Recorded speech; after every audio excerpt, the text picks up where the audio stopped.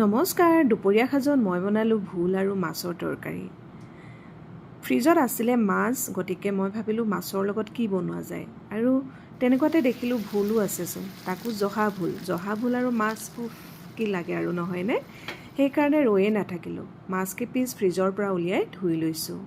আপোনালোকে ফ্ৰিজৰ পৰা মাছ উলিয়াই ধুৱেনে নে আগতেই ধুই থোৱা ভাগে বনাই খাই জনাবচোন দেই। এয়া মাছৰ ওপৰত নিমখ, হালধি আৰু মিঠাতেল দি মেৰিনেট কৰি লৈছোঁ। মাছ কেইপিচ যিমান ধুনীয়াকৈ মেৰিনেট কৰিম, খাবলৈও সিমান ধুনীয়া হ'ব, কাৰণ ফ্ৰাই কৰোঁতে মাছৰ ভিতৰত নিমখ হালধিবোৰ সোমাই গ'লেহে খাবলৈ ভাল হয়, নহয়নে? এয়া ভোল দুটা, জহা ভোল বজাৰৰ পৰা আনি থোৱা আছিলে। ভোলকেইটা অকণমান লেৰেলিবলৈ আৰম্ভ কৰিছিলে যদিও খাবলৈ পিছে বৰ ধুনীয়া হৈছিলে।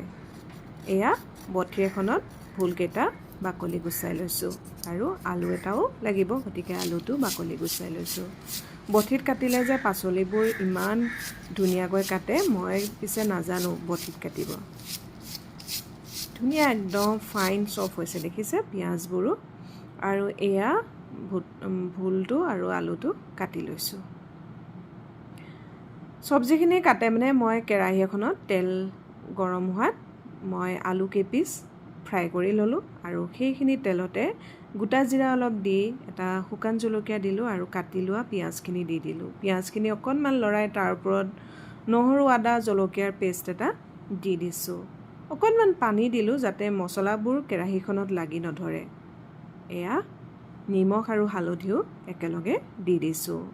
যেতিয়া পিঁয়াজ, নহৰু গোটেইবোৰ গলি ধুনীয়া হৈ যাব, এটা ফুৰফুৰীয়া গোন্ধ আহিব, তেতিয়া কাটি লোৱা ভোলখিনি দি দিম।